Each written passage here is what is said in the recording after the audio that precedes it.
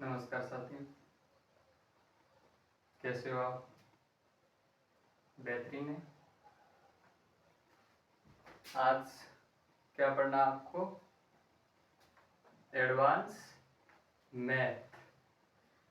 Advance math के अंदर आज पढ़ेंगे सबसे पहले आज जियोमेट्री।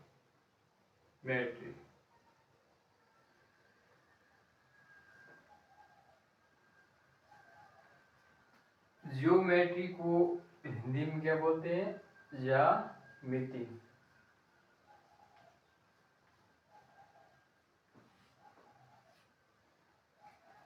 ज्यामिति ज्यामिति का संधि विच्छेद करते हैं तो बनेगा जियो प्लस मेट्रो।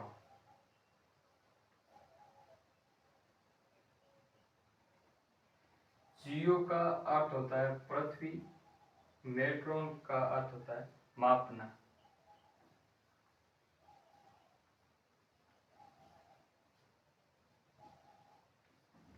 पृथ्वी को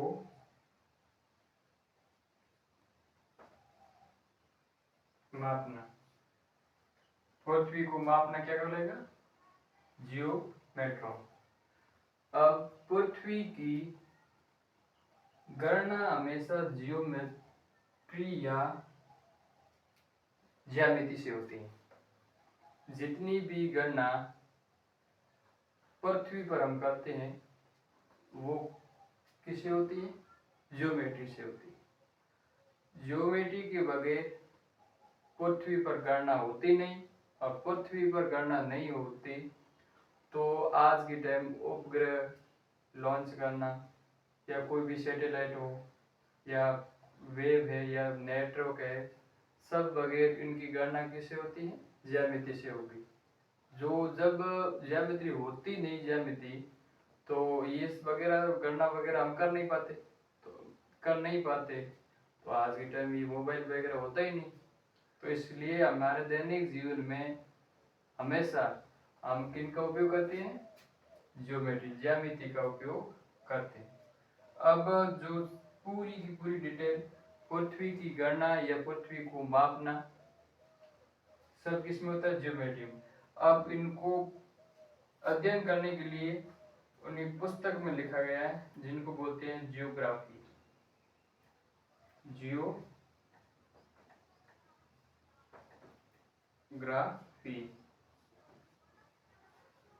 जियोग्राफी को हिंदी बोलते हैं भूगोल।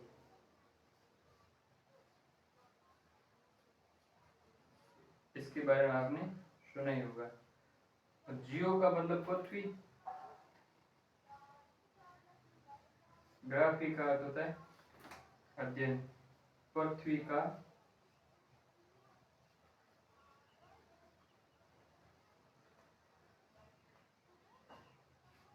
अध्ययन, पृथ्वी का अध्ययन, पृथ्वी का अध्ययन जियोग्राफी। ठीक है, अब बात करते हैं आगे की तरफ।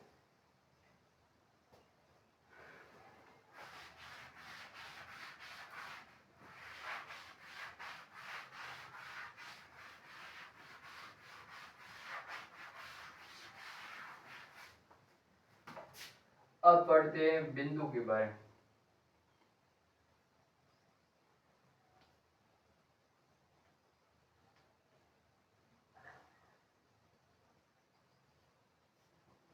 बिंदु को अंग्रेजी में कहते हैं पॉइंट।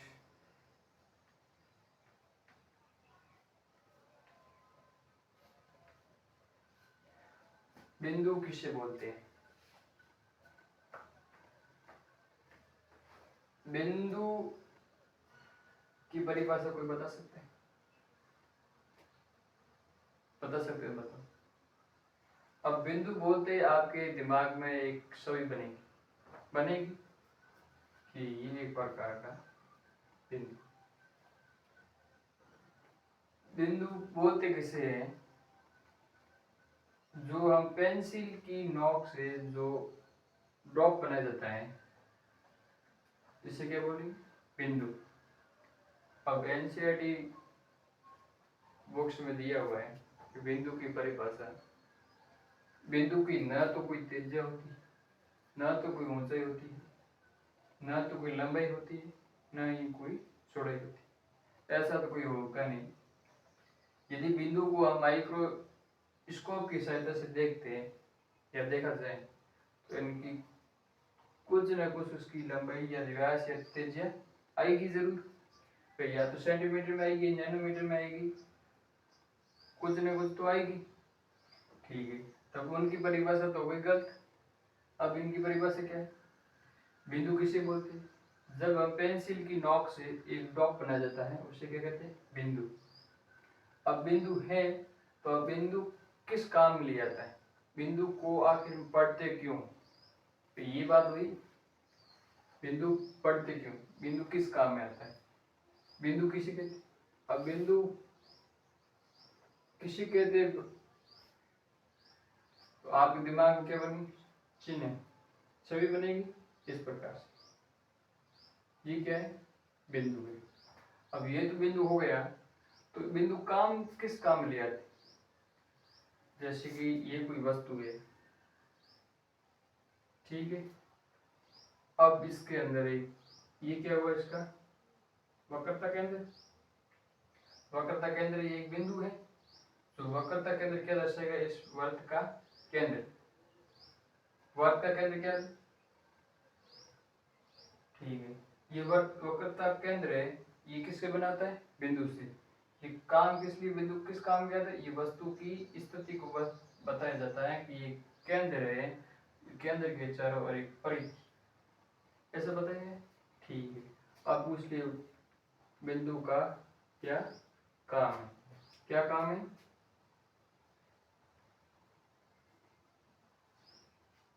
वस्तु की स्थिति को बताना, वस्तु की स्थिति को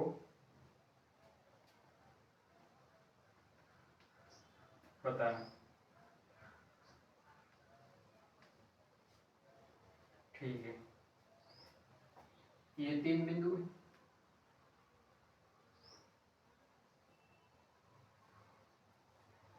ये किसी वस्तु की स्थिति को बता रहे हैं। ये बिंदु, ये बिंदु, ये बिंदु, यदि आप तीनों बिंदु अब मिलेंगे, एक आकृति बन गई। ये किसी वस्तु की स्थिति को हमको बताता है। ये बिंदु है क्या? ये कोई भुजा ए, शीर्ष बी और सी। यहाँ एक बिंदु है, इसको बोल देते हैं डी। ठीक है, अब ये बिंदु क्या बोल, ये शीर्ष से एक अभिलंब है, लंब, ये बिंदु है। ठीक है, यह बिंदु क्या बोलेगा? ये वस्तु की स्थिति को बिंदु बताएगा। इसके बाद में बिंदु के बाद में बिंदु किस काम के लिए आता है? वस्तु की स्थिति को बताता बिंदु। ठीक है, इसके बाद में आएगा रेखा। क्या होगा? कोण क्या है और रेखाखंड क्या होती है?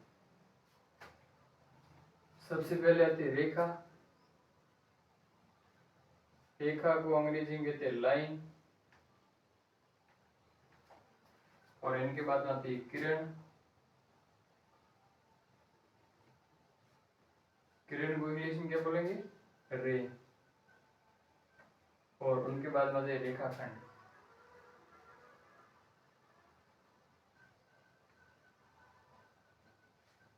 रेखाखंड को अंग्रेजी में कहते हैं लाइन सेगमेंट। लाइन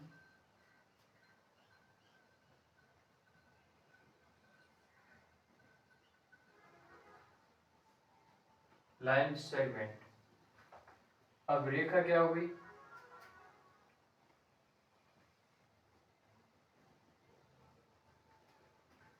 छोटे छोटे बिंदु, अनंत बिंदु से रेखा का निर्माण हुआ जो दोनों तरफ अनंत की ओर हो, दोनों तरफ अनंत की ओर, जिसे क्या बोलेंगे? रेखा। ये कोई बिंदु है ए, इस बिंदु को बोलते हैं बी। जो ए के उस साइड अनंत की ओर जाएगी और इस साइड भी अनंत की ओर जाएगी, जिसे रेखा। जब एक तरफ अनंत की ओर जाएगी तो उसे क्या बोलेंगे? किरण। ठीक है। अब निश्चित लंबाई हो ये बिंदु और ये बिंदु, इन बीच की दूरी निश्चित है या फिक्स है। जो बीच की दूरी या दोनों फिक्स लंबाई हो उसे क्या बोलेंगे? रेखाखंड, लाइन सेगमेंट। इनका निर्माण अनंत बिंदु से हुआ है। ठीक है, अनंत बिंदु से, इनका निर्माण अनंत बिंदु से।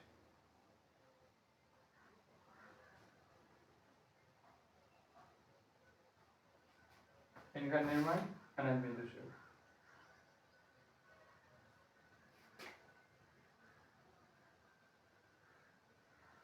ठीक है, ये दोनों तरफ अनंत की ओर,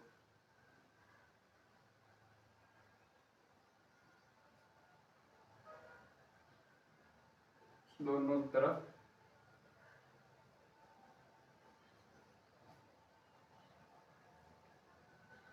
अनंत की ओर, ये एक तरफ अनंत की ओर, एक तरफ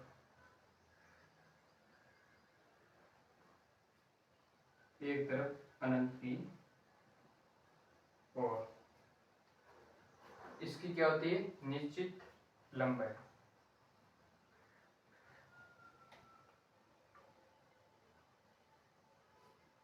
निश्चित लंबाई।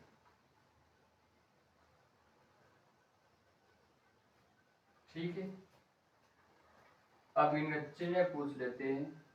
चिन्ह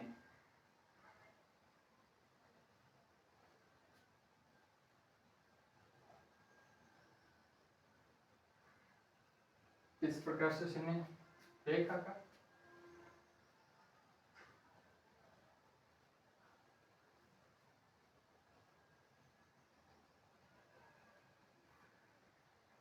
इस प्रकार का चिन्ह किरण का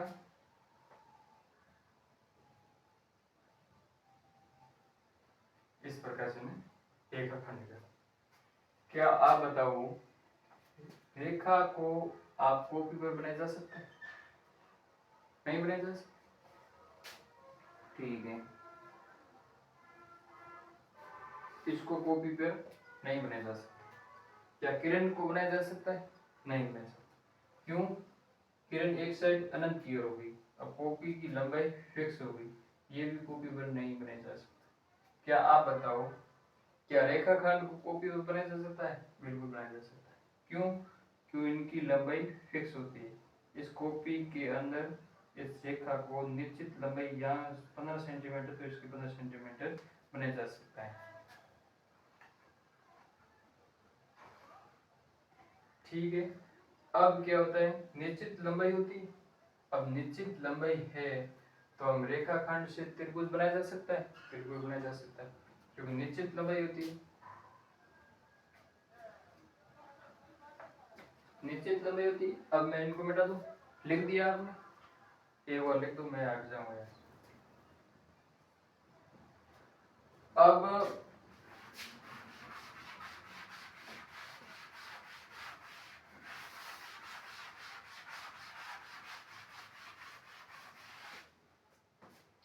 रेखाखंड से हम क्या त्रिभुज बनाया जा सकता है? बिल्कुल, क्योंकि निश्चित लंबाई होती है। ठीक है, अब ये त्रिभुज का निर्माण, क्या हम चतुर्भुज बनाया जा सकता है? बिल्कुल बना सकते हैं।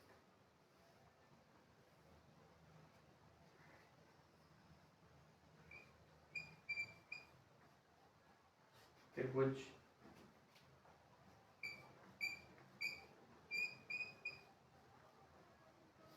चतुर्भुज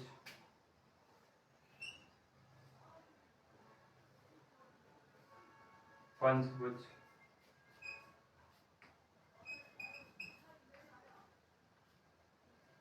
त्रिभुज चतुर्भुज पंचभुज षष्ठभुज को क्या बोलेंगे हम? क्या हम इनको बहुभुज बोल सकते हैं? बिल्कुल।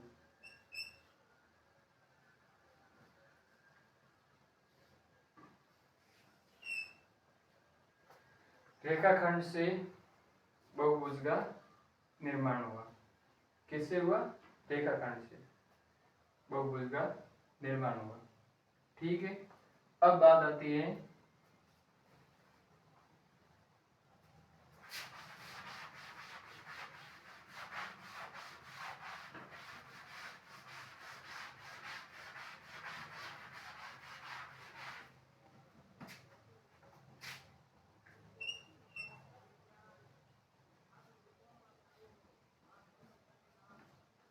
वर्ग क्या हुआ? सर्कल।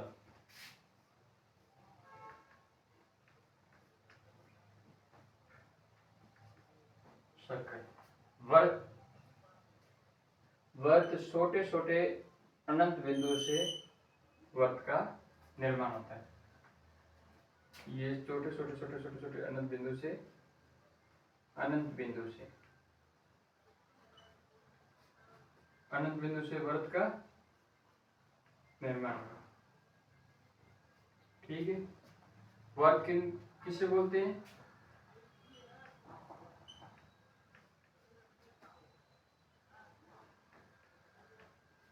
छोटे छोटे अनंत बिंदु से वर्ग का निर्माण होगा। ठीक है, अब नोट लिखो।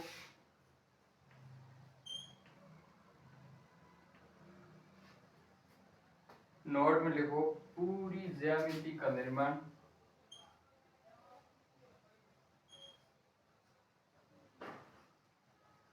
पूरी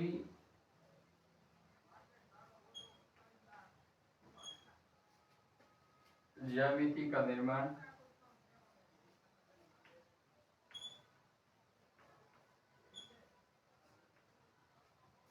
पूरी ज्यामिति का निर्माण कैसे होता है? बिंदु से।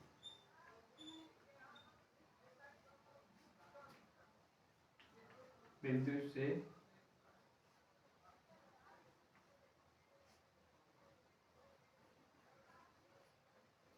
पूरी ज्यामिति का निर्माण बिंदु से होता है। हुआ है? ठीक है, ये नंबर 1 और नंबर 2 में लिखो आप।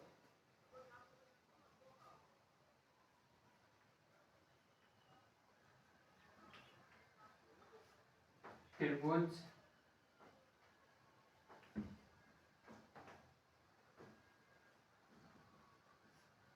चतुर्भुज,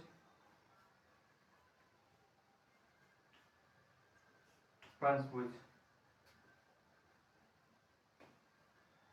ऐसे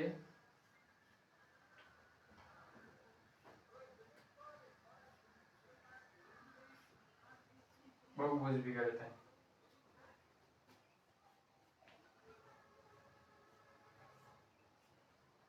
सभी का निर्माण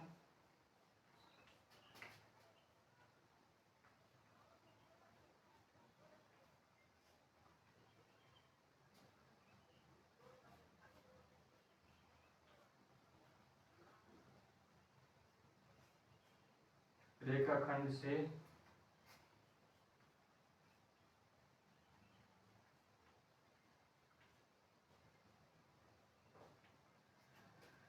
मोस्ट इम्पोर्टेंट लाइन। पूरी ज्यामिति का निर्माण किससे होता है? बिंदु से होता है। ठीक है, त्रिभुज, चतुर्भुज, पंचभुज ये क्या होते हैं? बहुभुज होते हैं। सभी का निर्माण, इन सभी का निर्माण रेखाखंड से होता है। ठीक है, अब पढ़ते हैं आगे।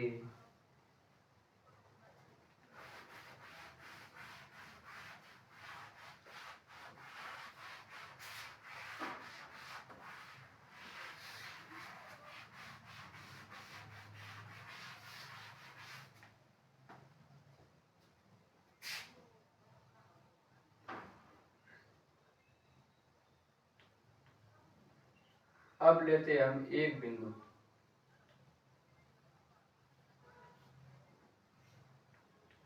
One point. अब आपको बता दें कि एक बिंदु से कितनी रेखाएं गुजर सकती हैं। ये कोई बिंदु है, अब आपको बोल दे कि एक बिंदु से कितनी रेखाएं गुजरे, आप बोलेंगे अनंत सर, अनंत रेखाएं गुजर सकती। ठीक है, एक बिंदु से अनंत रेखाएं।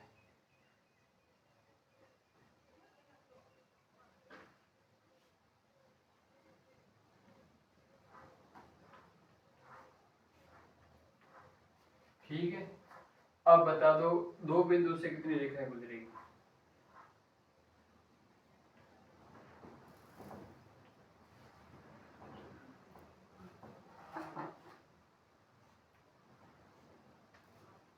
दो बिंदु से कितनी रेखाएं गुजरेगी। ये कोई दो बिंदु है,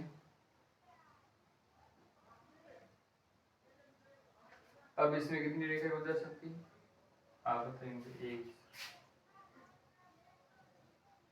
इससे ज्यादा इसमें रेखाएं गुजर सकती है, नहीं गुजर सकती, एक ही रेखा गुजरेगी।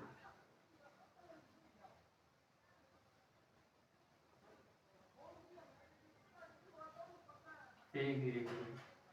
अब लेते हैं तीन बिंदु,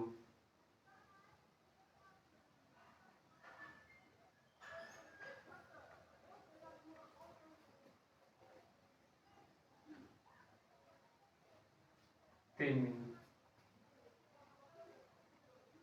तीन बिंदु यदि अब आपको बोल दें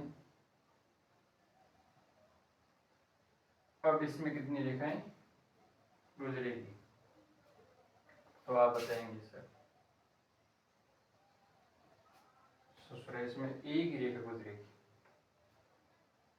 यदि तीन या तीन से अधिक बिंदु एक ही रेखा पर स्थित हो तो कितनी रेखाएं गुजरेगी, एक। अब यही आपको ये बता दो इसमें रेखाएं कितनी गुजरेगी, कितनी रेखाएं, एक, दो, तीन। यही तीन बिंदु है और यही तीन बिंदु है। यदि तीन बिंदु एक ही रेखा पर स्थित हो उसे बोलते हैं सरेख,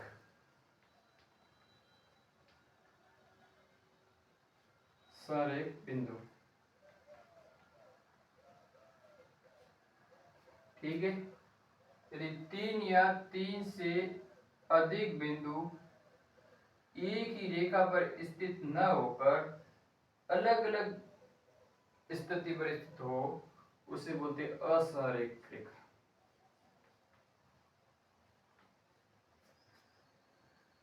असरेख बिंदु, ये दो प्रकार के। ठीक है, यदि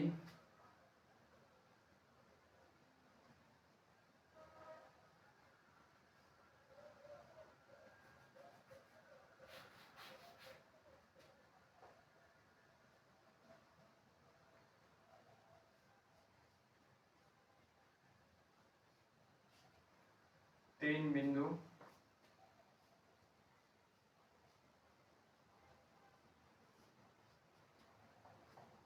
एक ही रेखा पर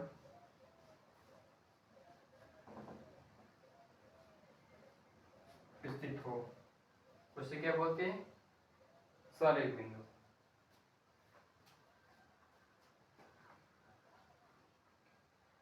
तीन या तीन से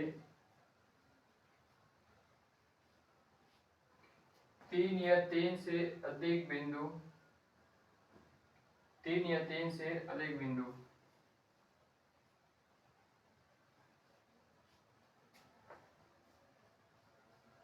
एक ही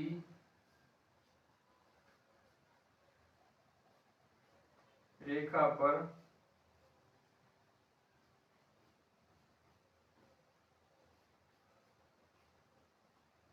स्थित न होकर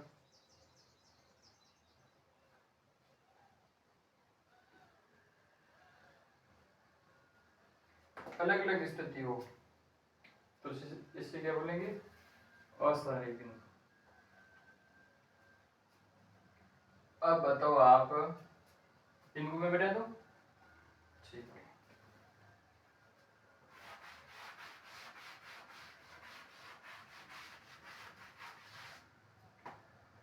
अब 3 या 3 से अधिक एक ही रेखा पर स्थित न होकर अलग अलग दिशाओं में स्थित है। आप बताओ त्रिभुज का निर्माण इससे किया जा सकता है?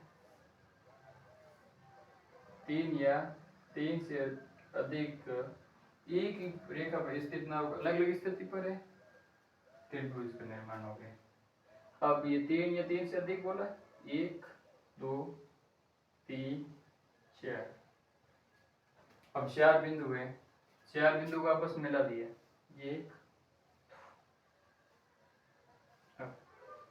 ये किसका निर्माण हो गया? आप बताएंगे सब कुछ। यदि 1 2 3 ये बिंदु है, इनको मिलाया, इनको मिलाया, इनको मिलाया, इनको मिलाया, मिला दिया। अब किसका निर्माण हो गया? 1 2 3 4 5, 5 भुजाएं तो किसका निर्माण? पंचभुज का। इसमें 4 भुजाएं चतुर्भुज, 3 भुजाएं त्रिभुज। अब बता सकते हैं असहायक बिंदु से हम त्रिभुज, चतुर्भुज, पंचभुज इत्यादि बहुभुज का निर्माण इस असहायक बिंदु से होता है। होता है, ठीक है। अब एक लाइन लिखवा देता हूं, वो लिखो आप।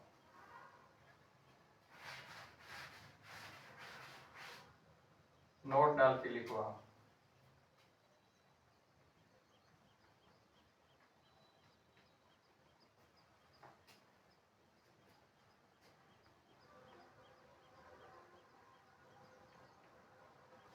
त्रिभुज,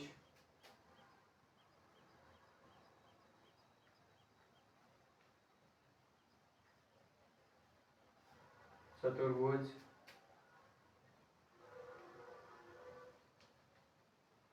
पंचभुज इत्यादि उनको क्या बोलेंगे? बहुभुज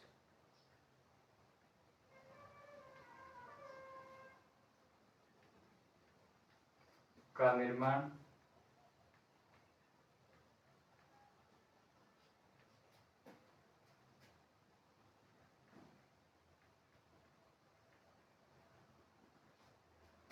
असहायक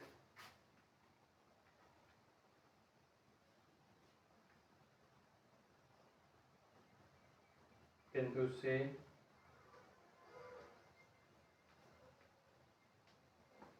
होता है। होता है क्या असहायक बिंदु से त्रिभुज, चतुर्भुज, पंचभुज का निर्माण कर सकते हैं? बिल्कुल नहीं।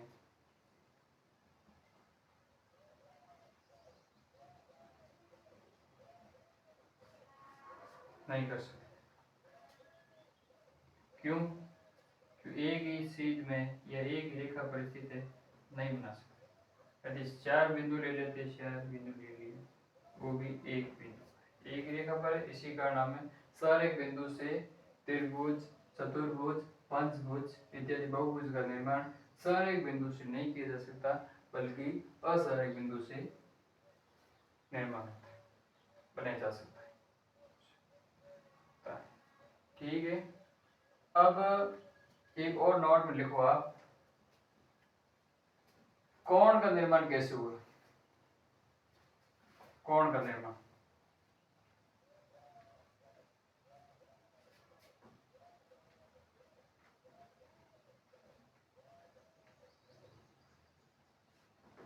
कोण का निर्माण। अब कोण का निर्माण, ये दो किरणें, अब इसके बीच कोण बनेगा 60। ठीक है, ये इस साइड बढ़ रही है, ये इस साइड बढ़ रही है। अब आपको बता दें, दो किरणों से मिलकर कोण का, यदि आप दो किरणों को मिला देते तो कोण का निर्माण हो जाता। ठीक है। कोण का निर्माण दो किरणों से मिलकर होता है। दो किरणों से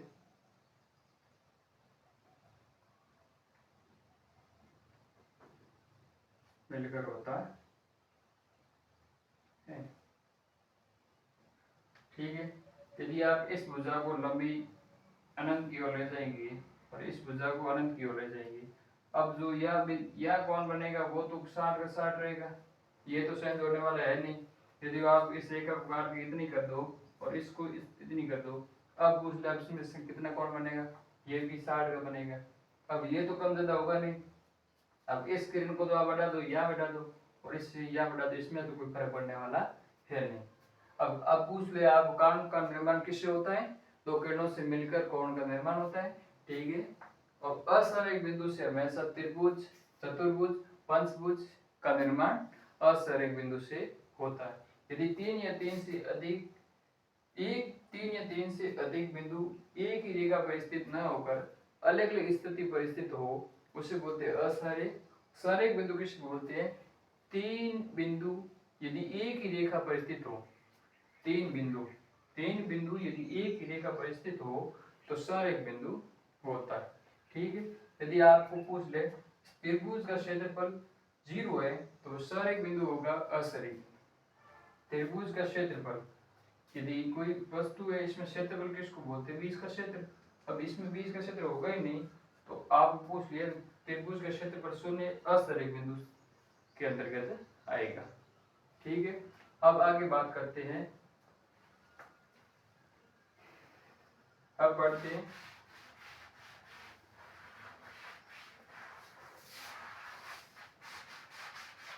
संगामी रेखा क्या होती है, इनके बारे में।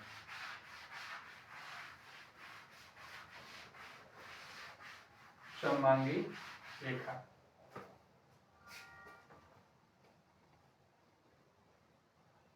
छोटा सा टॉपिक ये।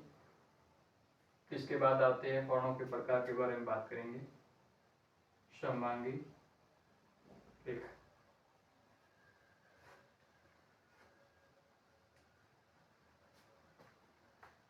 सममांगी रेखा, ये कोई बिंदु है, इस बिंदु से आपको बोलेंगे कितनी रेखा गुजर सकती है हम, अनंत। अनंत रेखा गुजर सकती है। ठीक है। यदि एक बिंदु से अनंत रेखाएं गुजरती है उसे समगामी रेखा कहते हैं, सममांगी रेखा। ये क्या हुआ, सममांगी बिंदु।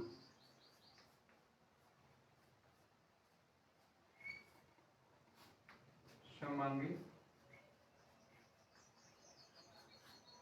बिंदु, और ये क्या हुई, सममांगी रेखाएं।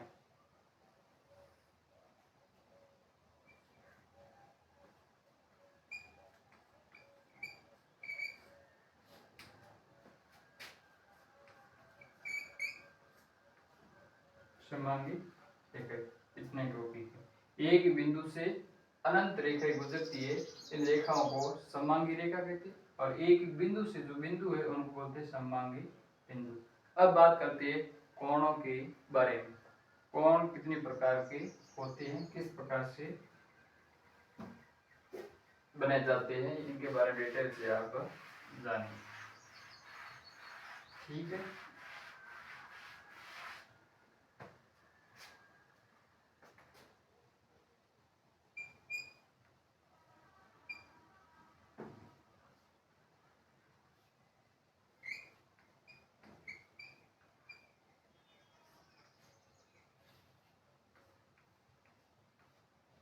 कोणों के प्रकार। कोण, सबसे पहले कोण की बात करते हैं, न्यून कोण।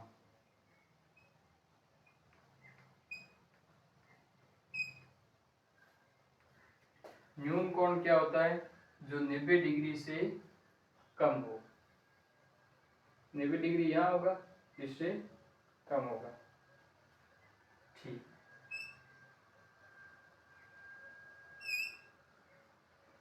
अब बताओ जो 0 डिग्री से अधिक होगा, 0 डिग्री से न्यून कोण अधिक होगा, 0 डिग्री से थीटा का मान अधिक होगा और 90 डिग्री से कम होगा।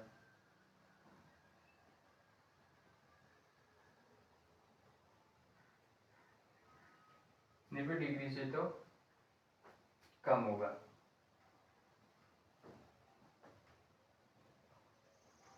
ठीक है, 90 डिग्री से तो कम और 0 डिग्री से अधिक क्या होगा, न्यून कोण। ठीक है, कोण का निर्माण दो किरणों से मिलकर होता है। ये एक किरण है, ये भी किरण है, दो। अब बताएं समकोण।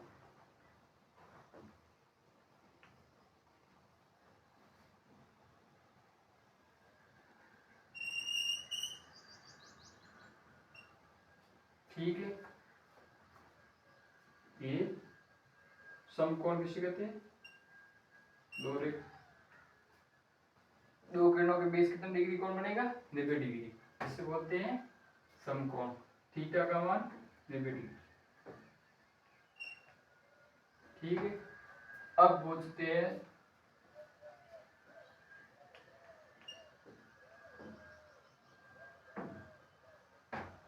अधिक कोण।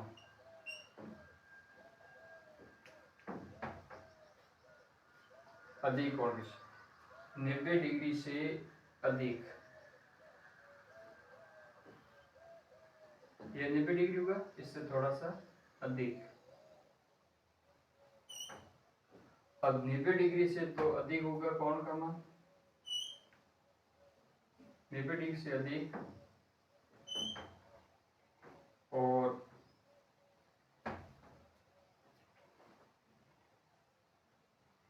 180 डिग्री से कम। 90 डिग्री से तो अधिक होगा और 180 डिग्री से कम, कौन होगा, अधिक कोण। अब बात करते हैं वृत्त कोण, नंबर 4।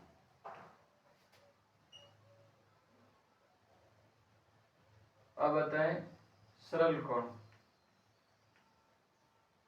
सरल कोण।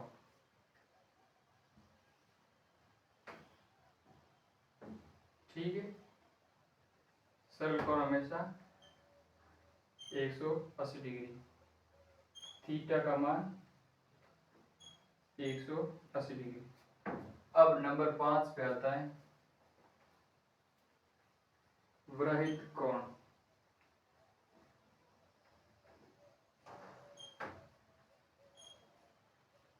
अब इस सरल कोण को ऋजु कोण भी कहा जाता है।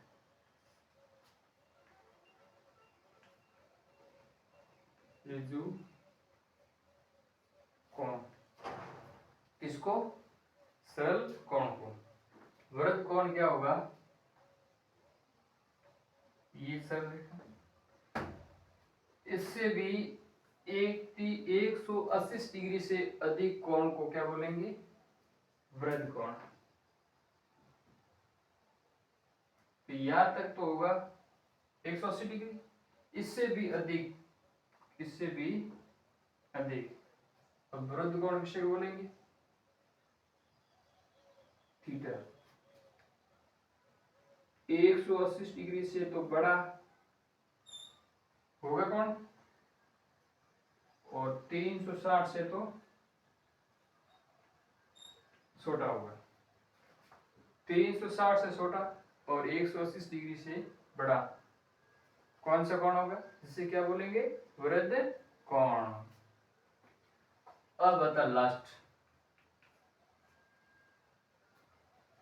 लास्ट कौन सा आएगा,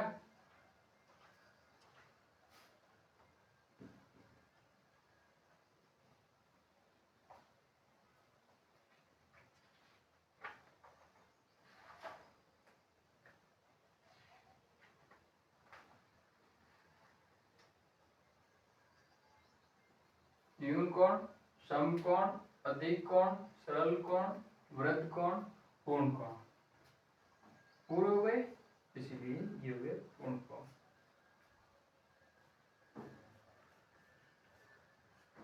ये कोण यह था न्यून कोण, समकोण, अधिक कोण 180 डिग्री, सरल कोण या ऋजु कोण, वृत्त कोण। अब हो गया यहाँ से वापिस यहाँ, अब कितने डिग्री का 360 डिग्री का राउंड, 360 डिग्री। थीटा का मान या तो 360 या होगा 0 डिग्री। 0 डिग्री को पूर्ण कोण भी कहते हैं और 160 डिग्री को भी पूर्ण कोण। ये आज का था कोणों के प्रकार। न्यून कोण जो 0 से तो अधिक होगा और 90 डिग्री के छोटा होगा कोण, और समकोण 90 डिग्री होगा। अधिक कोण का मान 90 डिग्री से तो अधिक होगा और 180 डिग्री से कम होगा, ठीक है। और सरल कोण थीटा का मान 180 डिग्री। वृत्त कोण 180 डिग्री से तो अधिक होगा और 360 डिग्री से कम होगा। पूर्ण कोण 360 डिग्री या फिर 0। अब आपको मान बता दूं, न्यून कोण का मान होगा 0 से अधिक, 1, 2, 90 से कम,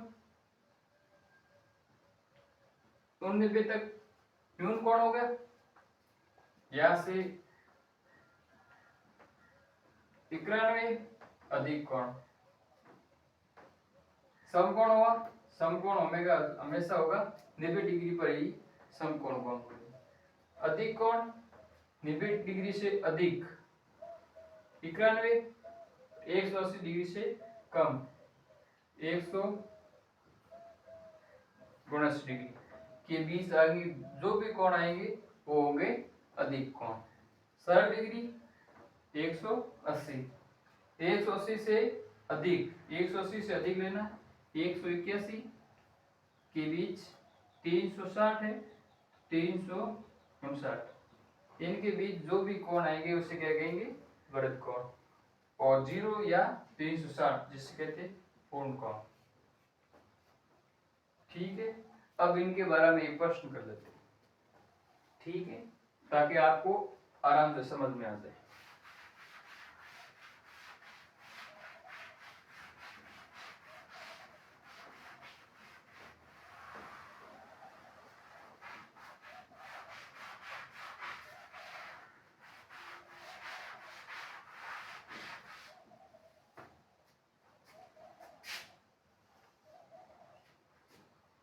ये सरल रेखा है,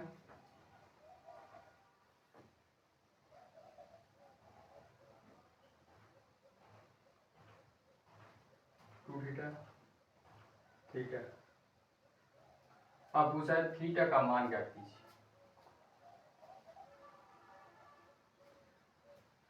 सरल रेखा का मान कितना होता है 360।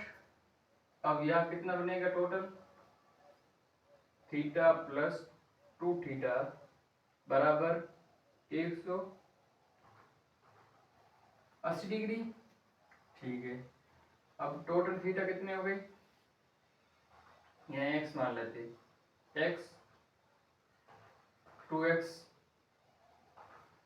x 2x, ठीक है।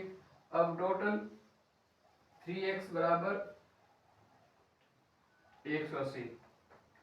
अब पूछ लिया आपको x का मान कितना होगा, ये गुणा में है, बराबर चिन्ह इस साइड आएगा तो भाग में बदल जाएगा। 180 में 3 का भाग कितने बार जाएगा, 60 बार। अब x का मान कितना है 60, ये कोण होगा 60 डिग्री का, तो दूसरे वाला कोण 2x है, 2 इंटू 60 120। अब आप जोड़ लो, 120 और 60 कितने होंगे 180। अब आपको पूछ ले यदि ये सरल रेखा है, ठीक है। अब इसमें एक कोण का मान आपको 70 डिग्री है, दूसरा कोण कितना होगा, x कोण का मान बताइए। अब ये सरल रेखा कोण हमेशा 180 डिग्री, एक कोण का मान दे रखा है 60, 70 दे रखा है, ठीक है। अब दूसरे कोण का मान बताना, तो 0 का 0, 8 में से 7 गए 110, x का मान कितना होगा 110 डिग्री। इस प्रकार के प्रश्न आपको पूछे जाते हैं, ठीक है। जय हिंद साथियों, आज के लिए इतना ही। ऑल द बेस्ट, मस्त रहो, धन्यवाद।